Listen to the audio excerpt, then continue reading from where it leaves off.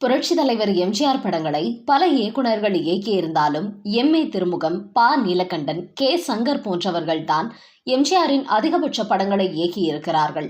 அவர்களுக்கு அடுத்ததாக சாணக்யா, எம். கிருஷ்ணன், ஸ்ரீதர் உள்ளிட்ட சில இயக்குநர்கள் 2-3 படங்களை எம்ஜிஆருக்காக இயக்கியுள்ளார்கள். ஆனால் தன்னுடைய படத்தையே இயக்காத ஒரு இயக்குனரை தந்தையே என்று அழைத்த எம்ஜிஆர் கௌரவப்படுத்தியுள்ளார் என்கிற விஷயம் பெரும்பாலும் யாருக்கும் தெரிந்திருக்காது. ஆனால் அப்படி எம்ஜிஆர் ஒருவரை தந்தையே என அழைத்திருக்கிறார். அது மட்டுமல்ல, ஊட்டியில் நடைபெற்ற படப்பிடிப்பின் போது ஸ்வெட்டர் வாங்கிக் கொள்ள காசு கொடுத்த போது அந்த இயக்குனர் அதற்கு பதிலாக சால்வையை வாங்கிக் கொண்டு எம்ஜிஆர் முன் வந்து நின்றபோது எம்ஜிஆரின் ரியாக்ஷன் என்னவாக இருந்தது தெரியுமா? அந்த இயக்குனர் யார்? எதற்காக எம்ஜிஆர் அப்படி அவரை அழைத்தார்? அவர் ஏன் ஸ்வெட்டருக்கு பதிலாக சால்வையை வாங்கி வந்தார் என்பது குறித்த சுவாரஸ்ய தகவலை தான் இந்த வீடியோவில் பார்க்க போகிறோம். நடிகர் திலகம் சிவாஜி கணேசன் நடித்த பல படங்களை இயக்கியவர் இயக்குனர் ஏ.பி. நாகராஜன். ஆனால் எம்ஜிஆர் தந்தையே என்று அழைத்தது இவரை அல்ல, அது வேறொருவரை. ஆனால் இவருடன் தொடர்பு கொண்டவர்தான் அவரும். போக போக அவர் யார் என்பது தெரிய வரும். அப்படி சிவாஜி கணேசன் நடித்த வடிவுக்கு வளைகாப்பு என்கிற படத்தின் மூலம் இயக்குனரான ஏ.பி. நாகராஜன் தொடர்ந்து சிவாஜி கணேசனை வைத்து குலமகள் ராதை, நவராத்திரி, திருவிளையாடல், சரஸ்வதி சபதம், கந்தன் கருணை, திருவருட்செல்வர், திருமால் பெருமை, தில்லானா மோகனாம்பாள் என பல சூப்பர் ஹிட் படங்களை தொடர்ச்சியாக இயக்கி வந்தார். சொல்லப்போனால் எப்படி எம்.ஏ. திருமுகன், ப. நீலகண்டன் போன்றோர் எம்ஜிஆர் படங்களையே தொடர்ந்து இயக்கியதன் காரணமாக சிவாஜி பக்கம் திரும்பவில்லையோ அதே போலதான் இவரும் சிவாஜியின் படங்களையே தொடர்ந்து இயக்கி வந்தார். சமூக படங்கள் மட்டுமல்ல, பக்தி படங்களை இயக்குவதிலும் கைதேர்ந்தவராக இருந்தார் ஏ.பி. நாகராஜன். ஆனால் இவர் எம்ஜிஆருடன் கூட்டணி சேர்ந்தால் நன்றாக இருக்குமே என்று திரையுலகினர் மட்டுமல்ல, எம்ஜிஆர் ரசிகர்களும் கூட எதிர்பார்த்தார்கள். அப்படி ஒரு வழியாக எம்ஜிஆர் படத்தையும் இயக்கினார் ஏ.பி. நாகராஜன். அதுதான் எம்ஜிஆர் நடிப்பில் 1977 வெளியான நவரத்னம் திரைப்படம். கிட்டத்தட்ட அந்த வருடமே புரட்சி தலைவர் முதல்வராக மாறிவிட்டதால் படங்களில் நடிப்பதையும் நிறுத்தி கொண்டார்.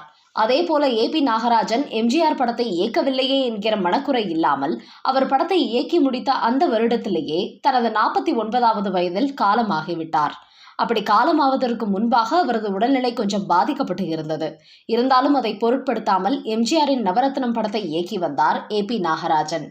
ஒரு நாள் அவருக்கு தாங்க முடியாத கடும் காய்ச்சல் ஏற்பட்டது. படப்பிடிப்பு தளத்திற்கு அவரால் வர முடியவில்லை.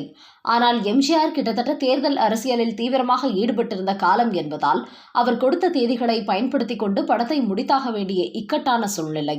இப்படி சில நேரங்களில் சில படங்களில் இயக்குனர் வராத போது எம்ஜிஆர் தானும் ஒரு இயக்குனர் என்பதால் சம்பந்தப்பட்ட காட்சிகளை தானே படமாக்கிக் கொள்வதும் வழக்கம்தான். அந்த நம்பிக்கையுடன் தான் ஏ.பி. நாகராஜன் எம்ஜிஆரிடம் போன் செய்து தனக்கு உடல்நிலை சரியில்லாதது குறித்து சொல்ல, அதனால் பரவாயில்லை, நான் பார்த்துக் கொள்கிறேன், நாளை நீங்கள் வந்து சிரமப்பட வேண்டாம், தந்தையை அனுப்புங்கள், அவர் பார்த்துக் கொள்வார் என்று கூறியதும் இயக்குனர் ஏ.பி. நாகராஜனுக்கு ஒரே குழப்பம். அவர் தந்தை என யாரை குறிப்பிடுகிறார் என்று. ஆனாலும் அது பற்றி எம்ஜிஆரிடம் கேட்கவில்லை. மறுநாள் படப்பிடிப்பிற்கான ஏற்பாடுகள் நடந்து கொண்டிருந்தன. அந்த சமயத்தில் எம்ஜிஆரும் மேக்கப் போட்டுவிட்டு நடிப்பதற்காக வந்தார். என்னப்பா, டைரக்டர் வந்துட்டாரா என்று கேட்டார் எம்ஜிஆர்.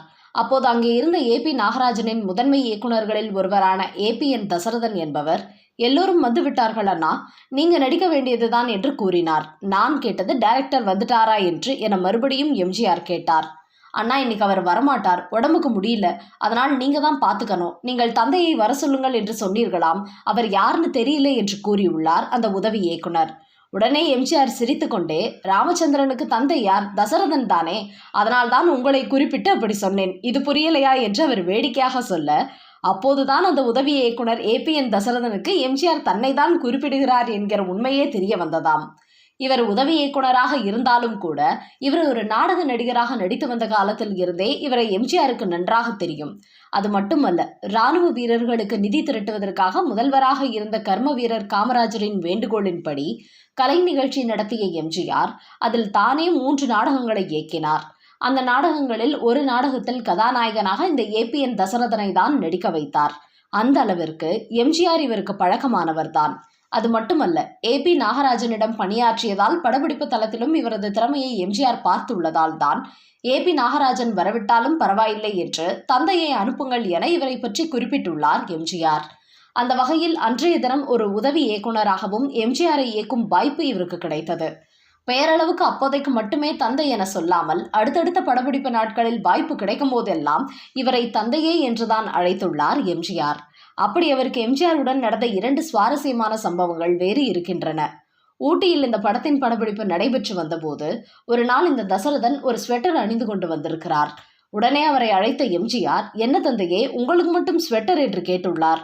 "எனக்கு குளிர் தாங்காதண்ணா, அதனால ஒன்று வாங்கி போட்டு இருக்கேன்" என்று அவர் கூற, "உங்களுக்கு உடம்பு மேல அவ்வளவு அக்கறையா? அப்ப நாங்கெல்லாம் அந்த அளவுக்கு அக்கறை எடுத்துக்கலையோ?" என்று கேட்ட எம்ஜிஆர், "சரி, இதை எங்க வாங்குனீங்க?" என்று கேட்டு அந்த கடையின் பெயரை அவர் சொன்னதும் உடனே தனது உதவியாளர்களை அழைத்து அந்த கடைக்கு சென்று 100 ஸ்வெட்டர் வாங்கி வர செய்து படக்குழுவினர் அனைவருக்கும் கொடுத்தார்.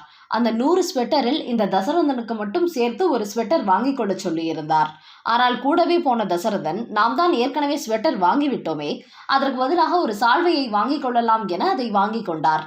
மறுநாள் படப்பிடிப்பின் போது கழுத்தில் சால்வையை அணிந்தபடி தசரதன் வருவதை பார்த்த எம்ஜிஆர், "என்ன தந்தையே, என்ன இது, சால்வை புதுசா இருக்கு" என்று கேட்க, "இது நீங்க வாங்கி கொடுத்ததுதான் அண்ணா" என்று கூறியுள்ளார் தசரதன். "நான் எல்லாருக்கும் ஸ்வெட்டர் தானே வாங்கி கொடுக்க சொன்னேன், உங்களுக்கு மட்டும் சால்வையா?" என்று கேட்டார் எம்ஜிஆர்.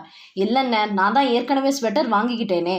அது மட்டுமல்ல, ஸ்வெட்டர்னா குளிர்காலத்துல மட்டும்தான் போட்டுக்கலாம், சால்வை அப்பப்ப எல்லா நேரத்திலும் போட்டுக்கலாம். இதை எடுத்து போடும் போதெல்லாம் உங்க ஞாபகம் வருமே அண்ணா" என்று கூற, "மிகப்பெரிய ஆளுதாயா நீங்க" என்று அவரை பாராட்டிய எம்ஜிஆர், உடனே எல்லோருக்கும் ஆளுக்கு ஒரு சால்வை வாங்கி கொடுங்கள் என்று மீண்டும் பணம் கொடுத்து வாங்கி வரச் செய்து எல்லோருக்கும் கொடுத்துள்ளார். எம்ஜிஆரை பற்றி தசரதன் கூறும்போது, "வள்ளல் என்றால் இப்படி அல்லவா இருக்க வேண்டும்? சிலர் நினைப்பார்கள், நினைத்ததை நடத்திவிட முடியாது. சிலரால் நடத்திவிட முடியும், ஆனால் நடத்துவதற்கு நினைக்க மாட்டார்கள். ஆனால் மக்கள் திலகம் எப்போதுமே நினைத்ததை நடத்தியே முடிப்பவர்" என்று கூறியுள்ளார்.